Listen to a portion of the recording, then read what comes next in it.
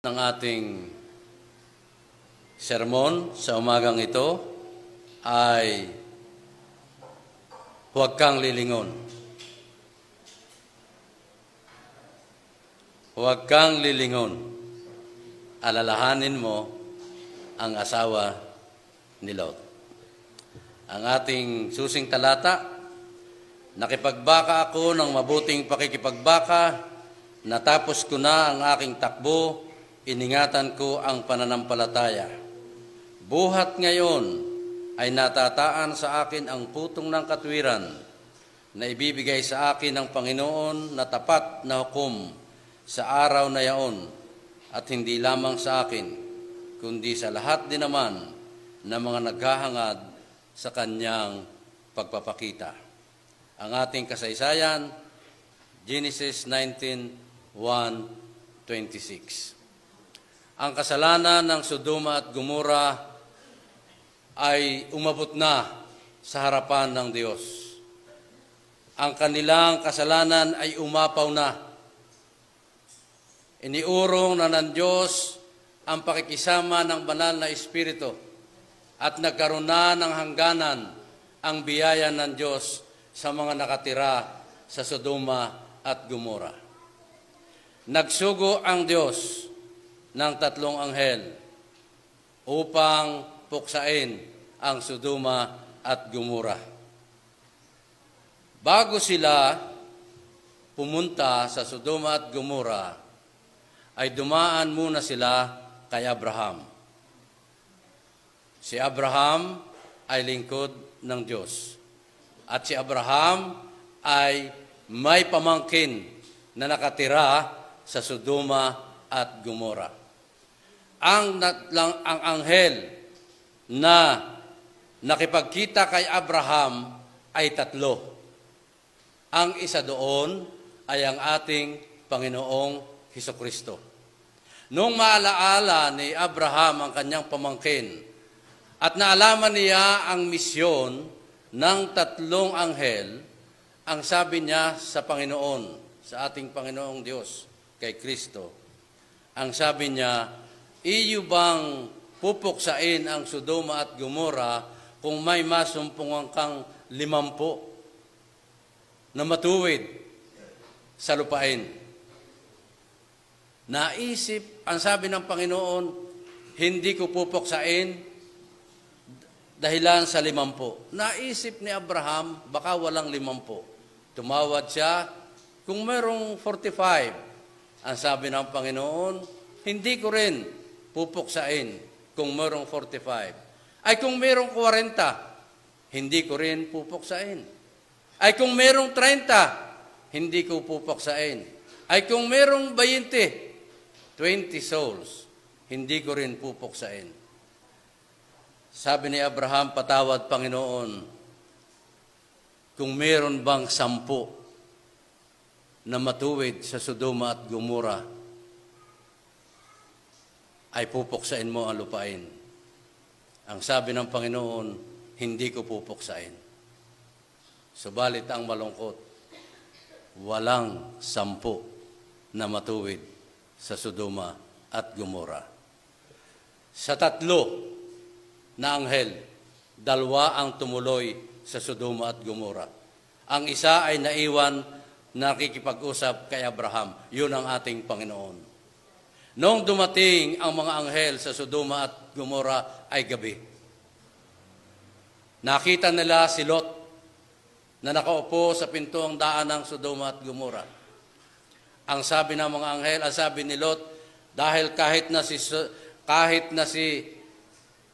Lot ay nakatira sa Sodoma at Gomora, ay hindi nawala sa kanya ang mga mabuting kaugalian at asal at prinsipyo sa buhay na itinanim sa kanya ni Abraham.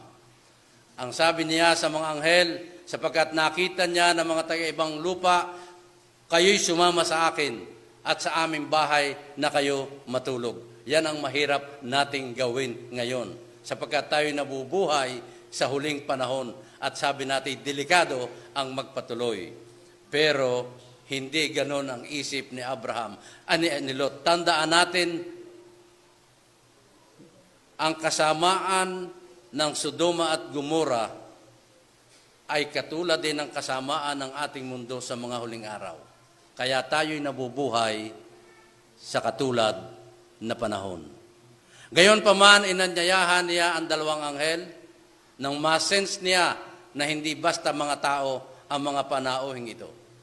Ang sabi ng mga anghel, sa karsada na lamang kami matutulog upang subukin kung si Lot ay mayroon pang natitira na kabutihan sa kanya. At upang ipakita kaya sa mga tao na alam nila, kay Abraham na alam nila ang kalagayan, kay Lot na alam nila ang kalagayan ng lupain. Alam natin ang kalagayan ng lupain. Ano ang pinakamalaking kasalanan ng Sodoma at Gomora? Yun din ang kasalanan ng ating sanlibutan sa ngayon.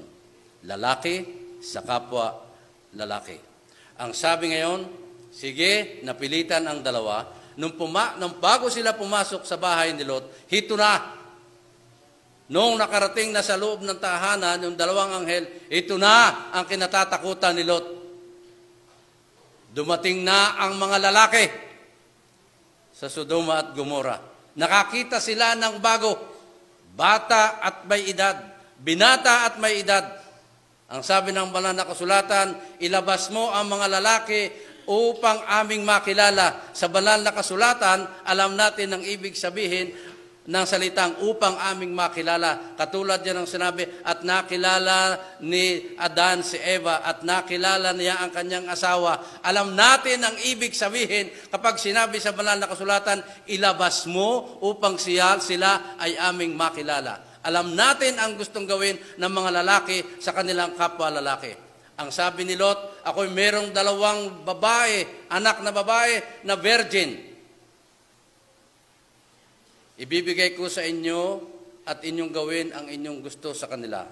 Subalit ang mga anghel ay kanilang hinatak, ginamit ng mga anghel ang kanilang kapangyarihan.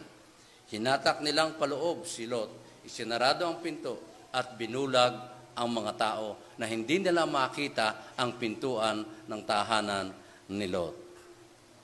Ang istorya bang ito'y katotohanan o idea lamang ni Moises?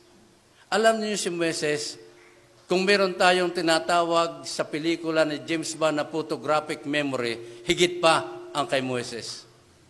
Nung si Moises ay pagbilinan at pakitaan ng blueprint ng templo sa bundok, isinulat niya ang detalyado sa Bible na kahit tayo ngayon, basahin natin tayo'y nalilito. Subalit si Moises in details ay isinulat niya. Ganoon natin nakikilala kung gaano ang pagpapala at biyayang ipinagkaloob ng Panginoon kay Moises, kaya nga siya tinawag the friend of God. Ito ba'y idea lamang ni Moises? Pero hindi. Sa mga nakikita natin sa mga vloggers, sa mga video, sa mga dokumentary, may mga ebidensya na meron talagang Sodoma and Gomora. At ang pinakamalinaw na evidence ay ang banal na kasulatan ng sabihin ni Jesus Christ, remember Lot's wife. Ang pinakamalaking patutuo na ang kasaysayang ito ay totoo ay nang sabihin ni Kristo na alalahanin ninyo ang asawa ni Lot. Sapagkat anuman ang ating religious persuasion, anuman ang ating paniniwala na Kristiyano, lahat ng ating paniniwala ay nakasandig sa sinasabi ni Kristo. Meron lamang tamang interpretasyon at merong maling interpretasyon. Kaya ang malaking patunay na totoo ang kasaysayan ni Lot, na totoo na sinunog ang Sodoma at Gomora bilang pagbibigay babala sa atin na ang mundong ito one day ay susunugin. Mga minamahal na mga kapatid, ang kasaysayan ng Sodoma at Gomora ay aral sa atin. Sapagkat marami tayo na mapapag-aralan at makukuhang lesson sa kasaysayang ito. Kaya ating umpisahan, inyong ibukas ang inyong mga tainga, dapat isarado, ipokus ang pag-iisip sa mga bagay na nasa itaas, manalangin, Ipanalangin ninyo, sabi naman ni Pastor Skit, ipanalangin ninyo ang taong nagsasalita sa inyo na siya'y patnubayan ng banal na Espiritu. Sapagkat ang sabi sa Lucas, gayon din naman ang mangyayari sa araw ng anak ng tao ay mahayag. Sa araw na yaon ay mapapasabubungan at nasa bahay ng kanyang mga pag-aari ay huwag silang manaog upang kunin at ang nasa bukid ay gayon din huwag siyang umuwi. Alalahanin ninyo ang asawa ni Lot. Dapat nating alalahanin ang asawa ni Lot sapagkat ang kasaysayan ni Lot ay kasaysayan natin. Ang sabi ng mga anghel, kinakailangan kayo ay tatakbo. Kinakailangan kayo ay makakarating sa lugar ng refuge. Ano ba yung refuge sa Tagalog? Kalungan. At huwag kayong lilingon. Sapagkat si Abraham ay lalaki, baka si Lot ay lalaki, siya ang mabilis-bilis, nasa pag-itan yung kanyang dalawang anak at nasa huli yung kanyang asawa. May purpose naman yung asawa kung bakit siya nasa likod. So, kung gugustuhin ni Lot na siya lumingon, hindi niya magagawa. Kung kanyang titingnan ng kanyang asawa at ang kanyang mga anak, kung kasunod niya, hindi niya magagawa. Mahigpit ang bilin. Huwag kayong lilingon. Kahit ano pa ang inyong purpose ng paglingon, huwag kayong lilingon. At ang sabi pa, noong dumating ang mga anghel, ang sabi nung anghel kay Lot, tawagin mo ang iyong mga kamag-anak. Tawagin mo ang iyong mga anak. Tawagin mo ang iyong mga manugang. Mga minamahal na mga kapatid, ganon kahalaga ang sambahayan sa paningin ng Diyos. Noong kanyang susunugin na ang Sodoma at Gomora, ay naalaala niya hindi lamang yung mga anak na nasa tahanan, kundi ang buong pamilya ni Lot. Hindi maliit na bagay ang ating pamilya. Tayong mga magulang, tayong mga ama, ipinagkatiwala sa atin ang ating mga anak. Kayo ba'y mabuting halimbawa sa inyong mga anak? Do not compromise even a little thing. Huwag ninyong ikukompromiso ang kahit na maliit na bagay sa inyong pananampalataya sapagkat yan ay pag nakita ng inyong mga anak, yan ang tutularan. Tandaan ninyo sa akin yan. Mahirap magsaway sa bata kapag nakikita ng anak na ang inyong isinasaway ay inyong ginagawa. Noong dumating na ang umaga, naaalis na, nagkaroon ng pag-aatubili si Lot na umalis. At yung pag-aatubili ni Lot ng pag-alis ay napansin ng kanyang asawa. Kinakailangan pang hawakan sa kamay at ilabas. Kung hindi pa hinigit ng anghel ay hindi tatakbo ang mag-anak. Ang malungkot, walang naniwala sa mga kamag-anak ni Lot. Alam ninyo, mahirap mangaral sa kamag-anak. Bakit? Kilala ng kamag-anak ang ating ugali. Yan ang pinakamahirap. Ako'y natutuwa at ang aking bayaw, ang aking mga bayaw, ang aking mga hipag, kahit kilala ang aking ugali, ay kasama natin ngayon. Pero, pinakamahirap mangaral sa kamag-anak. Magaling akong magsalita sa inyo.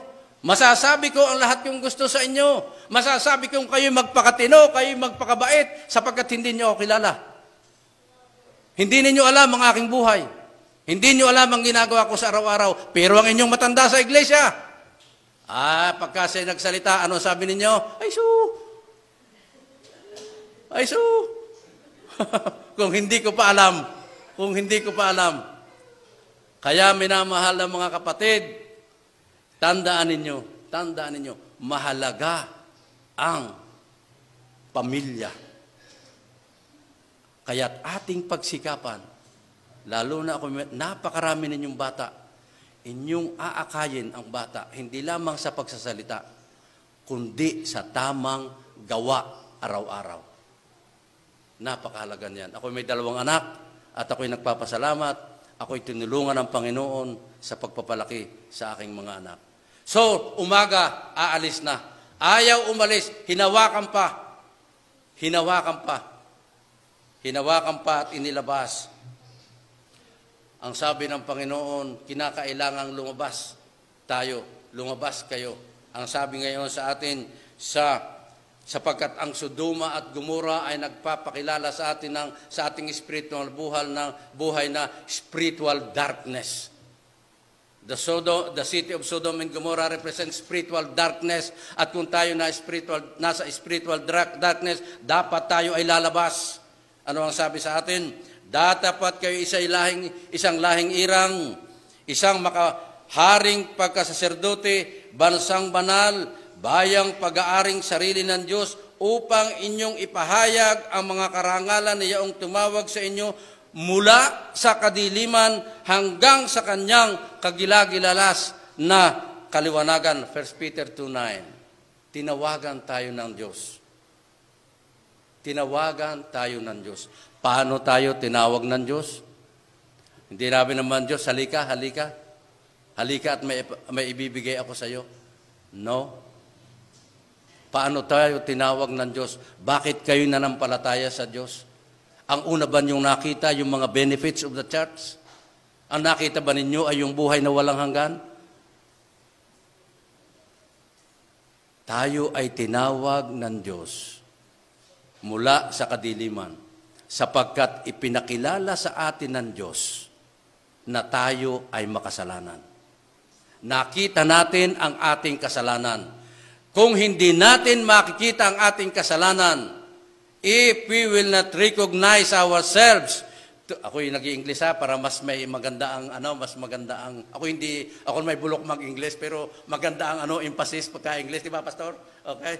We could not, if we will not recognize ourselves as sinners, helpless and hopeless, we will never appreciate the salvation of Jesus Christ. Kung ang tingin natin sa ating sarili, tayo magaling, kaya nating iligtas ang ating sarili, kaya nating gumawa ng mabuti at tayo hindi mapapahamak, bakit pa natin kakailanganin ang Panginoon? But no, we recognize, nakita natin na tayo'y walang magagawa, kahit pa tayo ang pinakamabuting tao, kahit pa tayo ang pinakamabait, kahit pa tayo ang pinakamatulungin, without Jesus Christ, we have no salvation. But even though we are the sinner of all sinners, ang ating kasalanan ay kayang pawiin at ipatawad ng Panginoon. Mga minamahal na mga kapatid, nung ating tanggapin ang Panginoon, lahat ng ating kasalanan ay kanyang binura at itinapon sa ilalim ng dagat. But mind you, brothers and sisters, buhat ng tayo'y manampalataya, ang ating kasalanang pinagdaanan ay wala na at binura. Subalit lahat nating ginagawa ay nakaulat sa langit. First, ang inyong pangalan ay nakasulat sa aklat ng buhay. Sa katapat ng buhay ng pangalan ninyo ay yung araw-araw na inyong ginagawa, yung aking ginagawa. At pagdating sa araw ng paghuhukom, in the investigative judgment, kapag natawag ang ating pangalan, Abelardo Flores, then it will roll down the activities that I have done in all of my life. Kung meron akong kasalanang hindi ko inihingi at patuloy ng tawad at patuloy kong ginagawa, the sins will remain, but my name will be erased. Subalit kapag ang natawag ay inyong pangalan, Rolly Pagkulitin,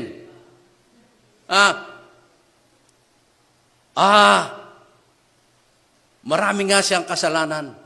Ang sabi ngayon ni Satanas, iyan, si Rolly, akin yan. Marami nga siyang kasalanan. Totoo nga, ang lahat na sinasabi ni Satanas, totoo nga lahat nakalista. Pero may isang bagay na nakalista din. Kinilala niya ang pagliligtas ng Panginoon, kanyang tinanggap ang kanyang sakripisyo, nagkaroon siya ng tunay na pananampalataya, binago niya ang kanyang buhay, ang kanyang kasalanan ay natakluban ng dugo ni Kristo. All the sins will be erased and the name will remain. How beautiful is that sin? Na-imagine nyo ba? Sana'y nakatulong ako sa inyo sa umagang ito na makita ngayon kung ano ang nangyayari sa langit. Nagsimula pa yun noong 1844 at dadating sa panahon natin. At kapag tinanggap natin si Kristo, sapagkat tayo tinawag mula sa kadiliman hanggang sa kagilagilalas na kaliwanagan, kinakailangang mababago ang ating buhay. Mga minamahal na mga kapatid, narito si Brother Ed Flores. Siya po'y kapatid namin dyan sa Dagatan. Ngayon sila ay nasa Canada. Brother Ed, sorry, pero gagamitin ko ang iyong karanasan na illustration para makita na ang mga tumanggap kay Kristo ay kinakailangang mabago. Ang tinawag sa kadiliman ay kinakailangang magbago. Hanggang anong oras ako allowed, Pastor? Hanggang alas 12? Okay. Ha? Parang hindi ko narinig. Parang ilan? Okay. Okay. Ito si Brother Ed, ay nung nag-aaral pa dyan sa Western, sila yung magkapatid, nakatila doon sila sa kanilang tiyahin. Kanilang tiyahin dyan sa Batangas, nag-aaral sa Western. Ngayon, itong kapatid niya ay unang nalabas sa tanghali. At si Brother Ed naman, dadating pag sila kakain na. So, nagsasaing ay si Brother, ay yung kapatid, si Efren, nagsasaing. Pag dumating si Brother Ed, kakain na sila. Pero isang araw, ay dumating si Brother Ed na walang luto. Ang sabi niya sa kanya kapatid, Efren, bakit hindi ka nagsaing? Ay, ako'y gutom na. Ay, tanghali na eh. Ang sabi ng kapatid Kuya, ay hindi ko makita ang ating kaldero. Hindi ko makita ang ating kaldero. Hinanap ko na Talaga hindi ko makita. So, bagamat siya nahihiya, tinanong sa kalang tiya, sabi, tiya, hindi ganin nyo nakikita yung aming kalderong pinagsasaingan? Ang sabi ng kanyang tiya, ay ayan, nakasabit, ay napakaitim, ay aking inas-isan, ay kaya na ngayon ay maputi at makintab. Hindi nakilala nung si kapatid na Efren, yung kapatid na natin ngayon nasa Canada, ni kapatid na Efren, yung kanilang kaldero na maitim na ngayon ay pumuti. Ganyan ang tinawag ng Diyos sa kadiliman hanggang sa kagilagilalas na kaliwanagan. Ganyan ba tayo mga kapatid? Tayo ba hindi makilala ng ating mga kapitbahay? Aba, ay ito pala, itong kapatid na ito pala dati ngayon napaka-marites. Abay ngayon hindi na. Ha? O baka lalong... Ha? Okay. So, sabi nga nung isang taga-Bisaya, ikaw ga, pastor, taga saan? Ba't ang galing mong managalog para kang taga-Batangas? Sabi nung isang taga-Bisaya, doon daw sa kanila, meron daw nagkita sa pagtitipon. Ang sabi daw ano ka ikang religion mo? Ay ako ikay Seventh-day Adventist. Mabutit ikaw ay Seventh-day Adventist, hindi ka Sabadista. Ay kako sabi daw nung tao, bakit ho naman? Bakit ho naman hindi Sabadista? Ay nako, yung mga Sabadista ay masasama ang ugali. Bakit ho ninyo nasabi na masama ang ugali ay Sabadista? Ay ako ikay may kapitbahay. Ay minsan ikay araw ng Sabado. Ay ako may binilad na palay. Ay uulan. Ay ako'y nagpapatulong. At ako'y tulungan maglikom. Ay ako ikay tinulungan ay basta nakatingin at sabi hindi daw siya pwedeng tumulong at Sabado. Kaya sabi, nako, maganila lahat ikaw ay Seventh-day Adventist at hindi ka Sabadista. Baka ganyan tayo mga kapatid. Baka ganyan tayo. Pero hindi, ako'y naniniwala sa gaganda ng inyong ngiti. Nung ako'y unang pumarito, ito'y kasama pa, sinasamahan pa ito ng mga Padre Garcia at ng taga Rosario, taga Dagatan. Ngayon may sarili na tayo. Kaya ako'y naniniwala na tayo ay tinawag mula sa kadiliman hanggang sa liwanagan. Pero ang masaklap kay Lot, sa asawa ni Lot, siya po ay tumingin. Siya ay lumingon. Bakit? Ano ang mga bagay na naka-impluwensya kay Lot? Kaya sa asawa ni Lot? nung makita niya na nag-aatubili si Lot. Alam mo tayo, hindi lang yung ating mga yung ating impluwensya, yung nakikita sa atin impluwensya din yan sa isang tao Ba't ikaw matanda sa iglesia? Di ba? Merong mga kapatid na nakatingin sa ginagawa ng kapatid. Pag nakita, ginagawa niyan, justification sa kanyang ginagawa, yung dapat niyang gawin. Mga minamahal ng mga kapatid, huwag tayong titingin sa gayon. Kahit na sinong gumawa, kahit na kayo'y nag-iisa, pero alam ninyong kayo nasa tama, huwag ninyong isusuko ang mali. Huwag ninyong isusuko ang tama sa mali, sapagkat maraming gumagawa ng mali. Kahit na kayo'y nag-iisa, sapagkat sinasabi ko sa inyo, kahit na kayo'y iisa na sasalubong kay Kristo, si Kristo ibabalik ng dahil sa inyo. Mga minamahal na mga kapatid, si Lot, at ito pang yung asawa ni Lot, si Lot, ang sabi niya, Panginoon, ako'y matanda na baka pwede naman dyan na lang sa malapit-lapit. Ako pumunta.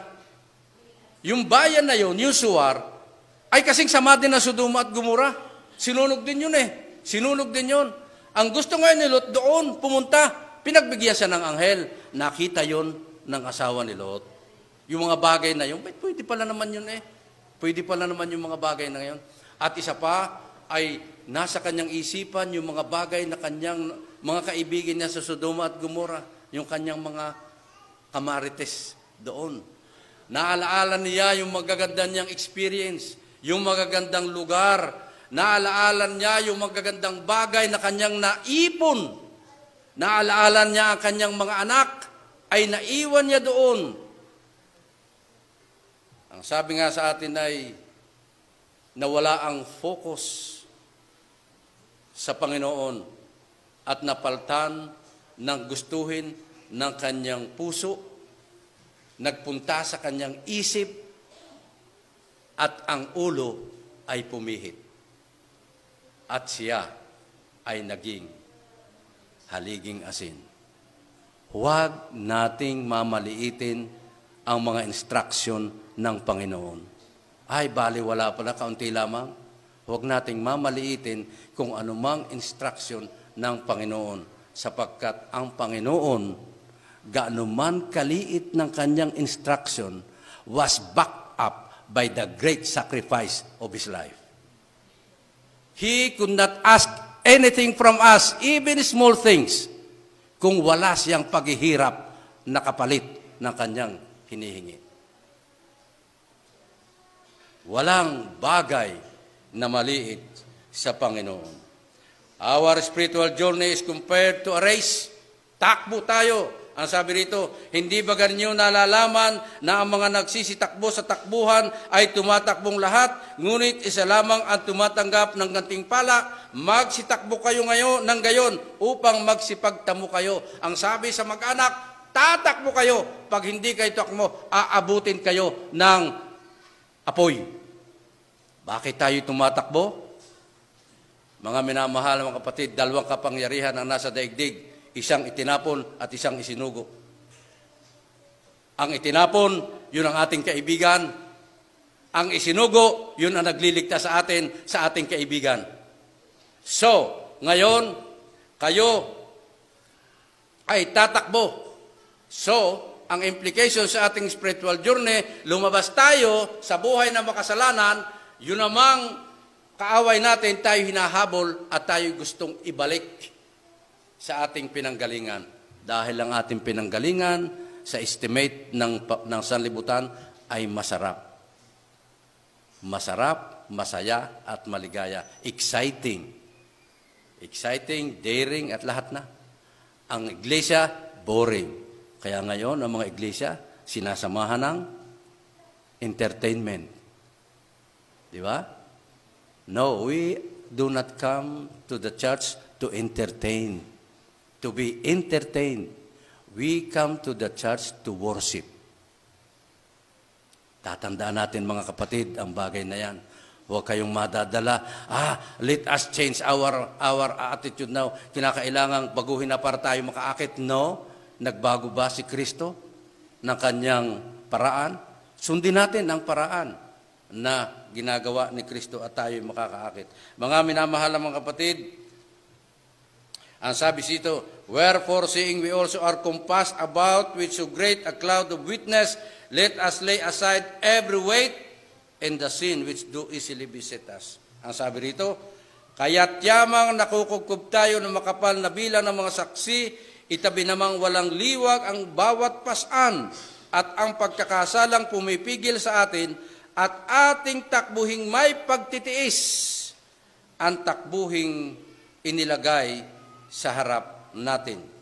Namasdan natin si Jesus na gumawa at sumakdal ng ating pananampalataya na siya dahil sa kagalakang inilagay sa harapan niya ay nagtiis ng krus na niwalang bahala ang kahihiyan at umupo sa kanan ng luklukan ng Diyos. Mga minamahal na mga kapatid, ating ibaba, itabi namang walang liwag. Tayo taga Batangas, di ba? Taga Taisan tayo. Meron ba ditong hindi taga-tagal na Taisan at Batangas, maliban kay Pastor? Tayo lahat ay taal na taga Batangas na ating naiintindihan yung salitang liwag. Naalalaman natin liwag? Walang liwag. Ibaba nating walang liwag. Walang pag-aatubili, hindi mahirap sa atin. Kahit na mahirap, maalwan sa atin. Gayan ang paglilingkod sa Diyos. Hindi mo tinitingnan ang paglilingkod sa Diyos na mahirap. Hindi mo tinitingnan ang pagsunod sa Diyos na mahirap. Hindi mo tinitingnan ang pagsunod sa 10 utos na mahirap.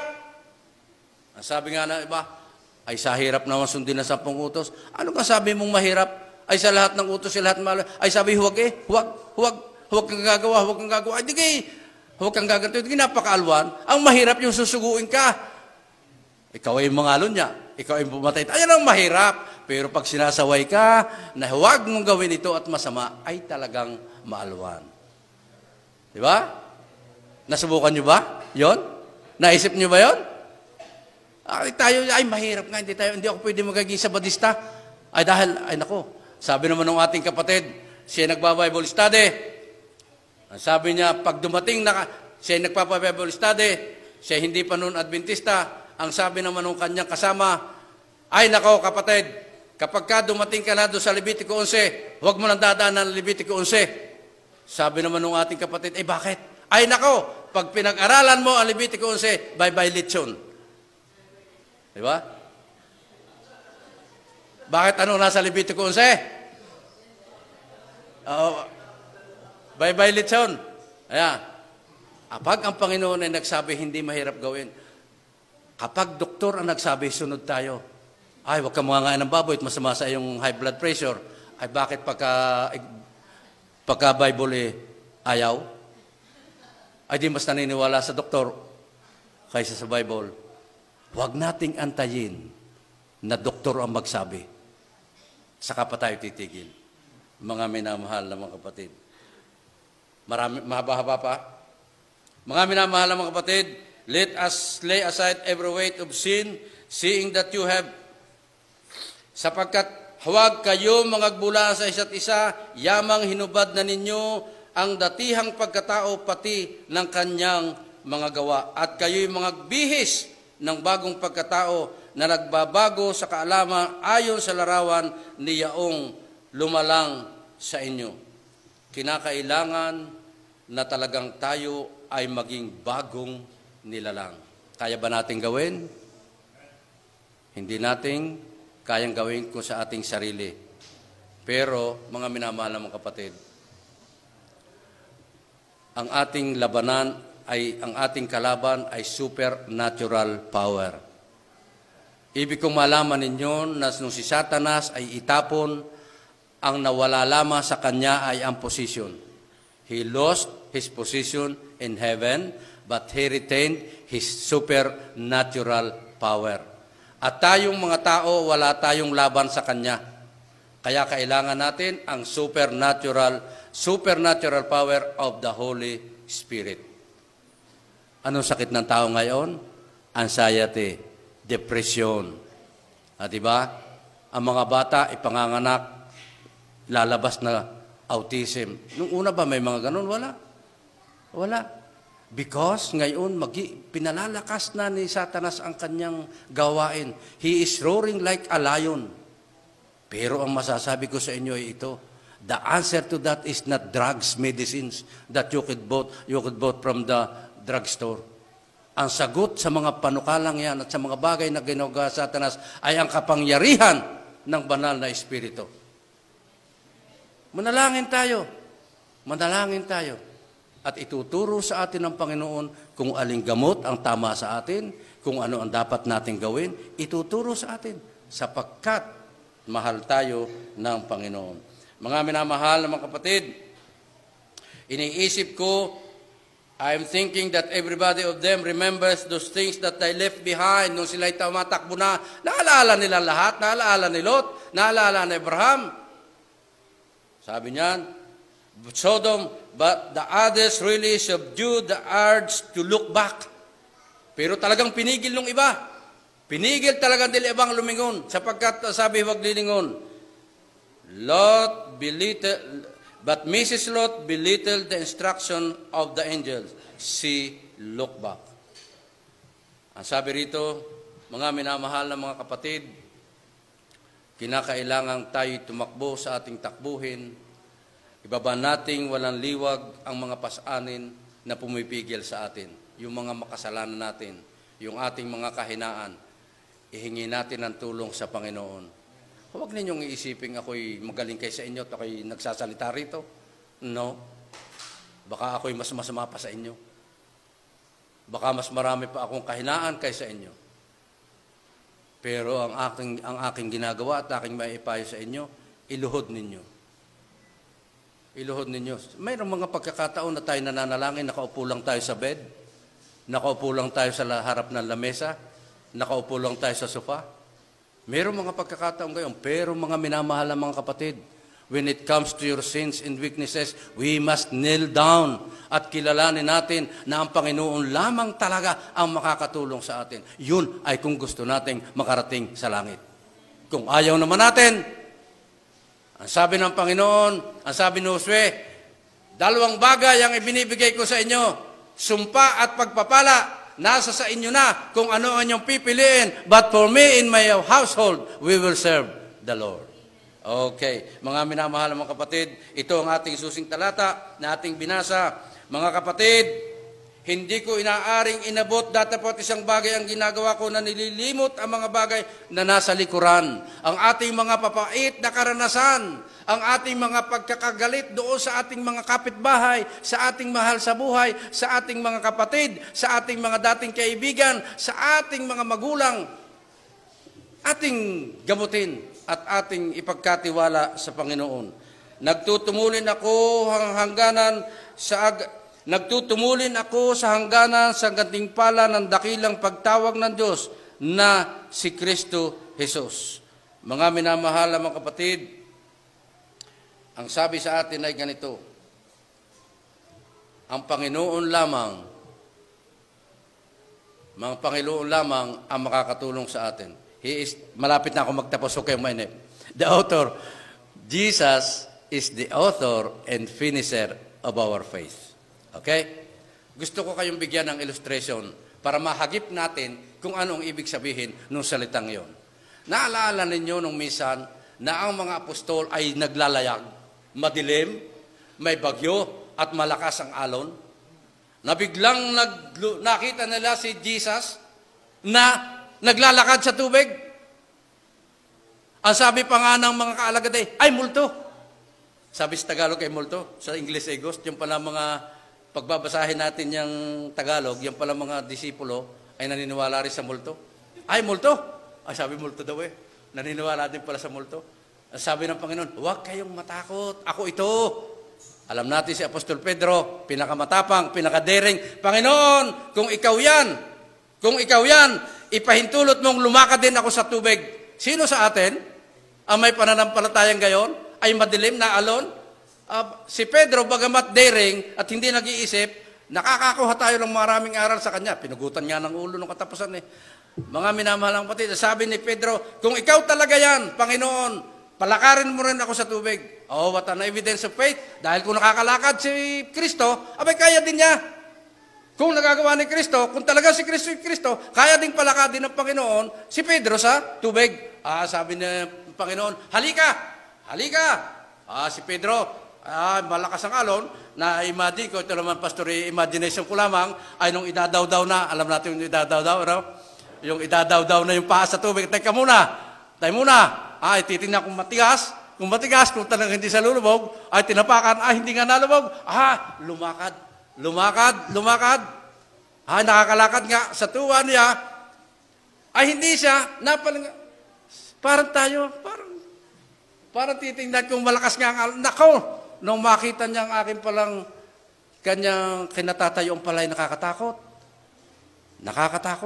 ay nawala ang focus na kay Kristo, ay lumubog, nalubog, ay magaling lumangoy si Pedro, magaling lumangoy, ay di gay na makita si Kristo hubad, ay tumalo sa tubig at lumayo, ay lumangoy, magaling lumangoy, nung makita ay lumubog, magaling na lamang, at si Pedro ay maiksing manalangin. Ay, ang sabi, ano kanyang panalangin? Ano sabi niya? Lord, save me! Panginoon, iligtas mo ako. Ay, kung si Pedro nila, ay, sa pangalan ng Panginoon, bago pa makatapos, ay, nako, lubog na. Lord, save me! Ang ibig sabihin, kahit na anong oras ng ating pangangailangan at tayo humigin ng tulong sa Panginoon, hindi na natin kailangan ang mga maraming mga pabulaklak na pananalita. Sabi nga ng Panginoon, huwag na gamitin yun Payak at simpleng panawagan sa Panginoon ay dinidinig ng Panginoon. Kanyang hinawakan si Pedro at iniakyat sa bangka. Nung makita ng mga alagad, lalo silang lumaki ang pananampalataya. Jesus is the author. Bakit nagkaroon ng pananampalataya si Pedro? Sapagkat nakita niyang lumalakad si Kristo sa tubig. Without Jesus, we could not have faith. Wala tayong paniniwalaan Naniniwala tayo sapagkat si Kristo ay nagpakita ng bagay na dapat nating panampalatayanan sa Kanya. At subalit tayo mahina, tayo nalubog, sino ang tutulong sa atin? Si Kristo din. Jesus is the author and finisher of our faith. Mga minamahal mga kapatid, ngayon, ako'y nasa pagtatapos na sapagkat nahalata kong kayo'y naiinip na. Pagkahaba-haba man ng sermon at gano'n mang kaganda, ay nagugutom din ang tao. Tayo ay hindi doon sa mga bumabalik. Pero ngayon, mga minamahal mga kapatid, ito ang gusto kong dalhin sa inyong katapusan. Yung binasa natin kanina. I have fought a good fight. Nakipagbaka ako ng mabuting pakikipagbaka, natapos ko ang ating takbo. Tayo'y nakapagpasimula ng takbuhin. Tapusin natin. Naalala ko nung ako ay nasa COA, ako po ay nagsimula magtrabaho sa COA nung ako ay 24 years old. Ay meron kaming every year, meron kaming isang linggong sport fest diyan sa Cubilandia, sa Cavite. Ako may medalya. Ako may medalya sa obstacle race. Mabilis pa akong tumakbo noon, ngayon hindi na. Ngayon, ay sapagkat ako ang panlaban nila sa ganon, ay may marathon daw. Ay sabi ko, hindi ako marunong Hindi ko kaya, hindi naman ako sanay sa ganyan. Sabi, hindi, wala naman tayo ilalaban, kundi ikaw ay 8 kilometro. 8 kilometro. Ang sabi ko, sige. Sabi ko sa kasama kong may kutse, sabi ko, isusunod mo yung auto dahil pag ako'y nahirapan ako, sasakay na. So, adi baliwala, basta ako'y ganyan. Nalaman ko na ako'y padalwa sa huli. Meron pang isa sa huli, yung kasama kong isa, nasa huli ko, di kami dalawang nasa huli. Ang maganda mga kapatid, nung malaman kong ako yung overtikan, nung nasa huli, ayaw ko rin maging kahuli-hulihan. Binilisan ko rin. Kaya kami ay naglabanan, naglalabanan, hindi sa unahan, kundi kung sino ang magiging huli. Sa madalit sabi, kami ay nakatapos. Kaya nung kami dumating sa finish line, ay kami nagkamayan at kami nagyakapan. At sabi namin talagang nakatapos din tayo. Ganon si Apostol Pedro. Tinapos niya ang takbo. Tayo'y nakapag-umpisa na mga kapatid. Tapusin natin. Buhat ngayon ay natataan sa akin ang putong ng katwiran na ibibigay niya sa akin ng Panginoon sa tapat na hukom sa araw na yaon. At hindi lamang sa akin, kundi sa lahat din naman ng mga naghahangad sa kanyang pagpapakita. Katapusang istorya, mga minamahal na mga kapatid. Gusto kong tumiim ito sa inyong isipan at sa inyong puso. Digmaan sa Korea. Kaya nahati ang Korea, South and North Korea. Nakipaglaban ang mga Amerikano. Nagpadala ng mga sundalo ang mga Amerikano sa Korea. Katulad din sa Pilipinas at sa ibang bansa, may mga babae na naumibig at nagmahal sa mga sundalong Amerikano. May isang babaeng taga-Korea na umibig at nagmahal sa isang sundalong Amerikano. Natapos ang gera, umuwi ang Amerikano, naiwan ang Koreana. Subalit nang maiwan ang Koreana, siya'y nagdadalang tao. So lumaki ang kanyang tiyan, dumating ang araw ng kanyang pagsisilang, ang panahon na kanyang inaasahan na siya'y magsisilang ng sanggol. December 24, alam natin na nag-i-snow sa Korea. Siya ay pinalayas sa kanila, ayaw ng kanyang mga magulang na sa kanila ipanganganak ang kanilang apo na walang ama. Pinalayas siya, lumapit siya sa kanyang mga kakilala, siya ay pinagtabuyan sapagkat nung panahong yon, katulad din dati sa Pilipinas, ay hindi matanggap ng mga tao ang pagdadalang tao out of wedlock, nang walang kasal. Nakalapit siya sa kanyang mga kakilala, ipinagtabuyan siya. Kumatok siya sa kanyang mga dating kaibigan, ipinagtabuyan siya. Kumatok siya sa kanyang mga kamag-anak na noon ay nagkakaroon ng pagdidiwang dahil bispiras ng Pasko. Sila ay kanyang itinaboy. Hindi nila siya tinanggap sa kabila ng kanyang kalagayang siya'y manganganak. Ang ginawa ng babae sa kakapalan at kalamigan ng panahon, siya'y nagpunta sa ilalim ng isang tulay. Doon niya ipinanganak ang kanyang anak. Nang kinabukasan, nakita siya ng mga tao sa ilalim ng tulay, hubad. Hinubad niya ang lahat niyang suot sa katawan. Kanyang ibinalot sa kanyang anak. Natagpuan ng mga tao na ang babae ay patay na. Subalit ang kanyang anak ay buhay. Ang bata ay lumaki sa pagkupkup ng isang misyonero. Na taga-Europe. Lumaki ang bata hanggang sa siya ay mag-iedad na mga 8 taon. Isang gabi, malakas ang snow. Nakita ng misyonero na wala ang kanyang ampon na bata. Hinanap ng misyonero ang bata at nakita niya ang bata sa ilalim ng tulay kung saan siya ipinanganak. Hinubad ng bata ang lahat niyang suot sa katawan.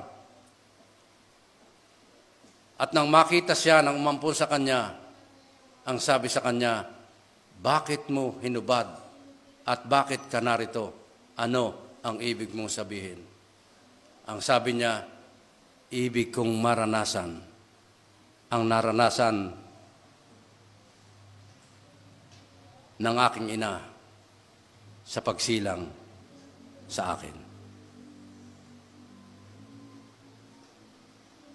Mga minamahal na mga kapatid, inatasan tayo ng Panginoon na takbuhin ang ating paglalakbay espiritual. Subalit bago niya ginawa yun, nauna siyang tumakbo sa atin. Hinubad niya ang kanyang pagkadiyos. Hinubad niya ang lahat niyang kapangyarihan.